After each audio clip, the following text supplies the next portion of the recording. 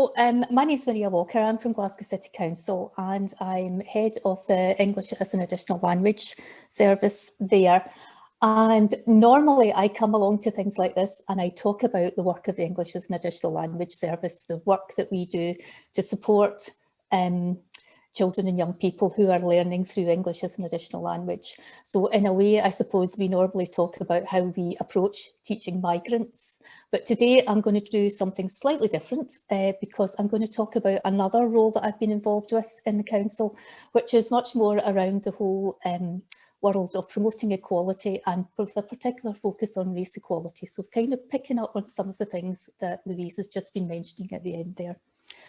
So that's what I'm going to do today. So why should we be teaching about migration is my first question. And I think there's lots of things that tell us that we really have to be doing it. If we look at the GTCS professional standards, there's very clear indications there that as a teaching workforce, it is our duty to prepare children for a world where migration is common, where we have respect for lots of people, regardless of their race, religion, gender, sexual orientation, etc., etc. All of these things are important, and it's very clearly stated in the GTCS professional standards that this is something that all of us need to be addressing. Similarly, the Equality Act, there's the public sector duty there, which puts a duty on all local authorities as public sector organisations. We have a duty to eliminate discrimination, to promote equality of opportunity, but also to promote good relations between groups who have the same protected characteristic and those who don't have the same protected characteristic. So again, issues of race, religion, and language all come into that, but very much if you're teaching about, if you've got migrants, that's the kind of issues that everybody needs to understand in order to work together. And as part of that, I've been involved in Glasgow's Equalities in Education Working Group, which is chaired by Jean Miller, and I think Jean might be here today, I'm not sure, she was hoping to come. And we've been doing some work to make sure that all teachers in Glasgow, all education staff in Glasgow have got the support they need in order to meet that public sector duty. And particularly for education, one of our real focuses is on how we prepare our children and our young people and our staff to be able to promote good relationships between different groups. Also, there's the work around the UN Convention for Children's Rights, which also is very clear about the right that children have a right to education. They have a right to have their own language respected, to be respected for their own individual characteristics as well. So all of these things, it's, if you like, the kind of legal and policy framework that says it is important for all of us to address how we teach about migration. But a couple of things that are a bit more recent and some work that we've been doing is which have indicated to us that our learners actually want us to be doing this as well. So about a year and a bit ago, we were involved in an EL thematic review, which was a review of our service. We looked at various different things. We used quality indicators from Higios 4 to focus on different aspects of the provision so that we could then have an action plan for moving forwards. And one of the QIs we used was 3.1, which is the one about equality, inclusion and well-being. And as part of that, we visited lots of schools and we spoke to a number of young people. Most of these were young people who were EAL learners. The majority of them were either themselves recent migrants or they came from a migration background. And we asked them, have you ever, in the time that you've been at school, have you ever in any of your lessons studied an aspect of life in your home country? Have you ever read a book or a poem or a short story written by someone from your home country? And right across the board, every single one of them said to us, no, never. And we really pushed, maybe even a wee tiny poem, perhaps a very, very short story, but there was nothing. And it wasn't a representative sample, it wasn't the kind of thing that would have got us a PhD, it wasn't that kind of research, but I was really astounded that there wasn't one single example. So there seems to be a bit of a gap there. More recently, we've, as part of our work around children's rights, we've done a survey in the city of children and young people, which we called it What Matters to Me. And it was an online survey. It was open from about the middle of December through to the beginning of February. So taking in the last week before the holidays and then the time when schools were in lockdown. And we asked lots and lots of different questions, and there was opportunities for children and young people to comment. We got about 5,000 responses, which is pretty good, considering most of these children weren't at school at the time. And the three things that young people said were most important, and think of the context when you hear this. Number one, family and friends. Number three was being at school. And number two was equality. And I'm going to give you a few wee quotes just to give you some idea of the sort of things that children and young people were saying to us. So this one here, I'm not going to read it to you because I can't actually see it because it's covered with photographs. Let's see if I could get it here. Learning about different people's cultures, religion, origin and family history before judging and discrimination. That was something that young people said we should be doing. We should be possibly banning racial slurs when being used in Scotland. Yep, definitely. And all around the UK. When people misuse them and say it's a joke, but it may not be a joke to the people and people's ancestors and families. Oh, and I should have said, if you're from the apostrophe police, these are exact quotes, direct lifts, so please don't get twitchy about it. I'm trying very hard not to. Third one, I think Black lives and LGBTQ plus lives need to be taught more in school. And I am sad that the LGBTQ plus community is treated so differently, bullied, like Black people and people with a disability. So I think it's quite interesting that young people have picked up on this intersectionality, that it's not just about, it's about race, it's about sexual orientation, it's about disability. These are all things that can cause discrimination. And the last one, I feel like school could have taught more in Black History Month and teach us about important things happening globally. And this next quote I'm going to show you in many ways is like a to-do list for anyone that's thinking about teaching about migration.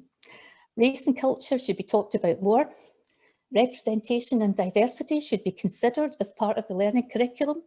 We should take into consideration of talking about world issues, for example, Israeli and Palestinian conflict, the millions of Muslims being held in concentration camps, thousands of Black police brutality victims, bombings in wars, rape victims, sex trafficking victims.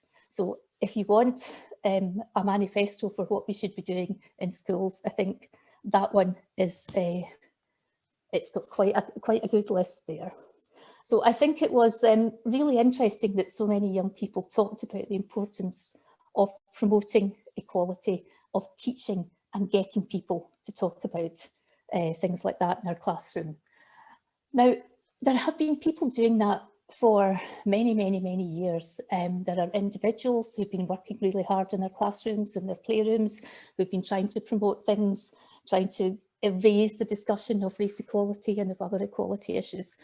There's lots of organisations, people like WASDEC, for example, who've been producing stuff for decades. A lot of the big humanitarian organisations like the Red Cross, Save the Children and so on. There's a whole wealth of materials out there that people can use if they're looking to bring discussions of global issues into the curriculum. And there's been a lot of talk, you know, it's quite a common phrase now, we talk about decolonising the curriculum. There's been people doing that for years and years and years, but it's very unusual to find, I think, even a whole classroom or a whole school, a whole department, and certainly not a whole city doing it. And I think that's where we need to be looking.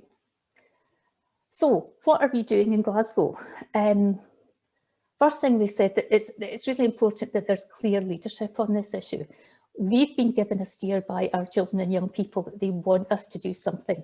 So what are we going to do about it? Our Director of Education, our Executive Director, Maureen McKenna, has been very clear from the very beginning. Yes, she's totally supportive of this. And she has taken a lead in telling people that this is something that we really need to address. And One of the ways we've done that is through head teacher meetings that have taken place. Every head teacher in Glasgow has had a presentation, which is about looking at deconstructing what racism means, and getting them to start thinking about what we need to do in schools if we're really going to tackle this. And bear in mind that head teachers have listened to this while coping with schools returning after a pandemic, blended learning, preparing for it, all of that stuff that we've all been dealing with. So between August and Christmas, every head teacher was given a presentation. As a result of that, about roughly half of them have come back to us and said, this is something we really need to look at. This is a priority. We need to address this within my school. The small team of us have been working to produce a whole school package, which will look at things like, get into that discussion of things like systemic racism, but what is white privilege? How do you be an anti-racist as opposed to not being racist? And just giving people a good starter to make them think about these issues and make them think about them really hard.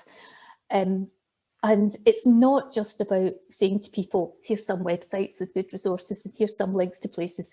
We think we need to win the hearts and minds first of all. So one of the things that how we're doing that is, because obviously it's going to have to be delivered like this is, electronically. So what we're doing is producing a video, an online resource, which could be used as the whole school. That's got presentation with different speakers in it, but crucially for us, it's got the voices of lots of young people in it. So we've got young people making comments and then statements about how you can address the things that young people are looking for. So we're hoping, it's in development at the moment, we hope it will be ready quite soon and we'll be able to pilot it in some schools, and that we hope that will start a good lot of thinking and a good lot of getting people considering and planning what they need to do. As well as that, of course, we do need curriculum resources. I know I said a minute ago, it's not just about that, but that is obviously important. So we have a couple of things going on. For example, there's a social subjects working group at the moment with people from all over the city, from different schools, different sectors, who are producing tried and tested, fully worked out curriculum resources for the social subjects area, all of them addressing and providing opportunities to talk about migration, to talk about race equality, to do the whole decolonising the curriculum thing.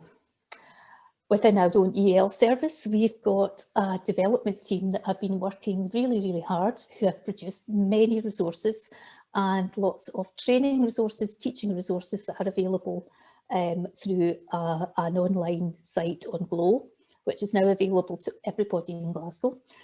And all of the resources and everything that we're doing there, we're trying to do that whole thing around promoting equality, partly through making sure that the resources that we have meet the needs of our EL learners, but also that they provide opportunities to have representations of different groups of society, to have opportunities to have discussions around racism, around equality.